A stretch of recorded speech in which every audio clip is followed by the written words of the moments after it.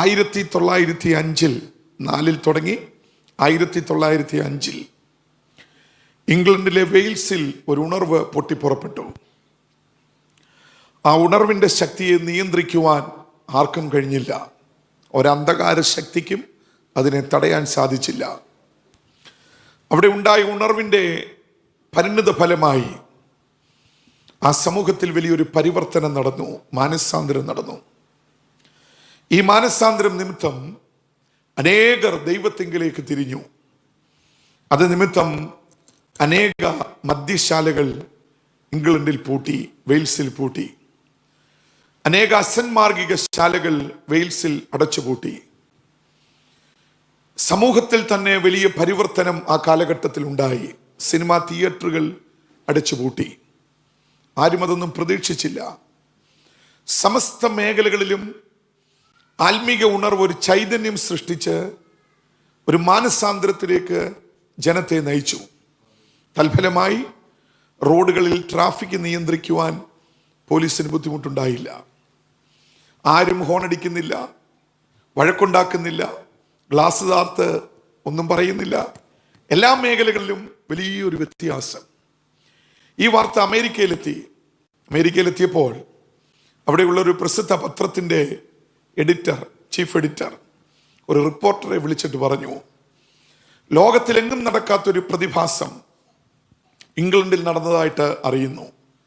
ചില വാർത്തകൾ നമ്മൾ കേൾക്കുന്ന വാർത്തകളൊക്കെ നല്ല വാർത്തകളാണ്.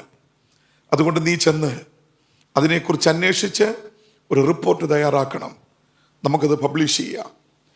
ഈ റിപ്പോർട്ടർ ഇംഗ്ലണ്ടിൽ ചെന്നു, വെയിൽസിൽ ചെന്നു, ഒന്നും കാണാനില്ല. അദ്ദേഹം ശ്രദ്ധിച്ചപ്പോൾ ഞാൻ മുമ്പേ പറഞ്ഞതുപോലെയുള്ള ചില സ്ഥാപനങ്ങൾ ഒക്കെ അടഞ്ഞു കിടക്കുന്നു, പൂട്ടിക്കിടക്കുന്നു, വേറെ ഒന്നും കാണാനില്ല.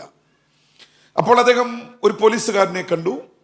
ട്രാഫിക് നിയന്ത്രിക്കേണ്ട ആളാണ്, പക്ഷെ പുള്ളി ട്രാഫിക്കിൽ ശ്രദ്ധിക്കുന്നില്ല, കാരണം ഒരു പ്രശ്നവുമില്ല. അദ്ദേഹം വളരെ കൂളായി മാറി നിൽക്കുക, അല്പം അലക്ഷ്യനായി അങ്ങോട്ടും ഇങ്ങോട്ടും ഒക്കെ നോക്കി നിൽക്കുക. അപ്പോൾ വെറുതെ നിൽക്കുന്ന ഒരു വ്യക്തിയെ കണ്ടു എന്നുള്ള ചിന്തയിൽ ഈ റിപ്പോർട്ടർ ചെന്ന് അദ്ദേഹത്തോട് ചോദിച്ചു, സാർ, ഞാൻ വളരെ ദൂരെ അമേരിക്കയിൽ നിന്ന് വരികയാണ്, ഞാൻ വന്നതിൻ്റെ കാരണം ഇങ്ങനെയാണ്, ഇവിടെ വലിയൊരു വ്യത്യാസമുണ്ടായി, ജനത്തിനിടയിൽ ഒരു പരിവർത്തനമുണ്ടായി, പല സ്ഥാപനങ്ങളും പൂട്ടപ്പെട്ടു, ഞാനത് കണ്ടു, ഞാനിങ്ങനെ നോക്കി വരിക, പക്ഷെ വേറെ ഒന്നും ഞാൻ കാണുന്നില്ല, എന്താണ് ഇതിനൊരു കാരണം? ഇങ്ങനെയൊക്കെ ഇവിടെ സംഭവിക്കാനൊരു കാരണം എന്താണ്? എവിടെയാണ് ഇവിടെ ഈ ഉണർവ് പൊട്ടിപ്പുറപ്പെട്ടത്, അല്ലെങ്കിൽ പരിവർത്തനങ്ങൾ നടന്ന സ്ഥലം? അങ്ങനെയൊന്ന് കാണിച്ചു തരാമോ? ആ പോലീസുകാരൻ തൻ്റെ അടുക്കൽ നിൽക്കുന്ന റിപ്പോർട്ടറുടെ കൈ പിടിച്ച് തൻ്റെ ഇടതെഞ്ചിലോട്ട് അമർത്തിയിട്ട് ആ റിപ്പോർട്ടറോട് ഇപ്രകാരം പറഞ്ഞു, നീ വെയിൽസ് മുഴുവൻ അലഞ്ഞാലും ഇത് നടന്ന സ്ഥലം നീ കണ്ടെത്തത്തില്ല, കാരണം ഇവിടെ പരിവർത്തനം ഉണ്ടായിരിക്കുന്നത് ഞങ്ങളുടെ ഹൃദയങ്ങളിലാണ്. Praise the Lord. ഇവിടെ പരിവർത്തനം സംഭവിച്ചിരിക്കുന്നത് ഞങ്ങളുടെ ഹൃദയങ്ങളിലാണ്. യഥാർത്ഥ ഉണർവ് എന്ന് പറയുന്നത് നമ്മുടെ ഹൃദയത്തിൽ വെളിപ്പെടേണ്ടതാണ്. യഥാർത്ഥ ഉണർവിൻ്റെ മൂല കാരണം യഥാർത്ഥ മാനസാന്തരമാണ്. പിന്നെ ഒന്നും ആർട്ടിഫിഷ്യൽ അല്ല പ്രിയമുള്ളവരെ, പിന്നെ ഒന്നും യാന്ത്രികമല്ല. യഥാർത്ഥ മാനസാന്തരം ഉണ്ടവരിൽ യഥാർത്ഥ സ്തുതി വെളിപ്പെടും, യഥാർത്ഥ ആരാധന വെളിപ്പെടും, യഥാർത്ഥ ചലനങ്ങൾ ഉണ്ടാകും. രാത്രിയിൽ യാന്ത്രികമായി ചലിക്കുന്നവരല്ല ഇവിടെ ഇരിക്കുന്നത്. റോബോട്ടുകളെ കൊണ്ടിരുത്തി ഇവിടെയുള്ള UPF ഇവിടെ കസേരകൾ നിറച്ചിട്ടില്ല. രാത്രിയിൽ ഇവിടെ ഇരിക്കുന്നത് ചലിക്കുന്ന ദൈവശക്തിയുടെ അത്യന്ത വ്യാപാരം തിരിച്ചറിയുന്ന ദൈവമക്കളാ. നമുക്ക് ചേർന്ന് കരങ്ങളെ ഉയർത്തി അല്പസമയം നമ്മുടെ കർത്താവിനെ ഒന്ന് സ്തുതിക്കാം. ഹൃദയത്തിൽ ഉണ്ടായ മാനസാന്തരം നമ്മുടെ ശബ്ദങ്ങളിൽ വെളിപ്പെടട്ടെ, നമ്മുടെ സ്തുതിയിൽ വെളിപ്പെടട്ടെ. ഈ രണ്ടാം ദിനവും ദൈവശക്തിയുടെ അത്യന്ത വ്യാപാരത്താൽ നമ്മുടെ ഈ സമ്മേളനത്തെ സ്വർഗം ഒരു അനുഗ്രഹമാക്കി തീർക്കട്ടെ. ഹല്ലേലൂയ. ഏഷ്യ മൈനറിൽ 7 സഭകൾക്ക് വെളിപ്പാട് കണ്ട യോഹന്നാൻ എഴുതുന്ന ഭാഗങ്ങൾ വെളിപ്പാട് പുസ്തകത്തിൽ നമുക്ക് കാണാം. താൻ എഴുതിയ 7 സഭകളിൽ ഒരു സഭയാണ് ലവോദിക്കയിലുള്ള ദൈവസഭ. ഈ ലവോദിക്കയ്ക്കുള്ള സന്ദേശത്തിലാണ് ഈ വാക്യം, നമ്മൾ വായിച്ച കുറിവാക്യം വേദപുസ്തകത്തിൽ പറഞ്ഞിരിക്കുന്നത്.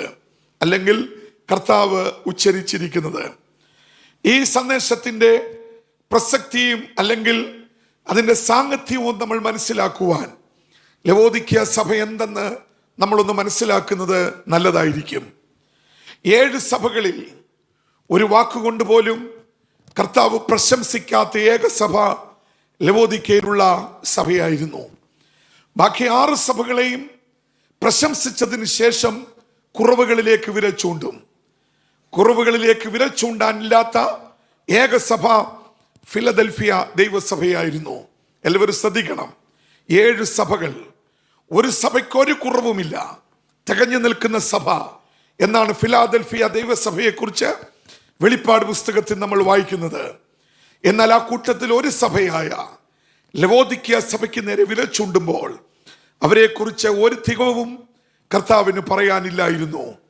ആ സഭയ്ക്ക് കൊടുത്ത ദൂതാണ്, ഇപ്പോഴും ഞാൻ പുറത്തു നിൽപ്പുണ്ട്, വിട്ടുപോയിട്ടില്ല.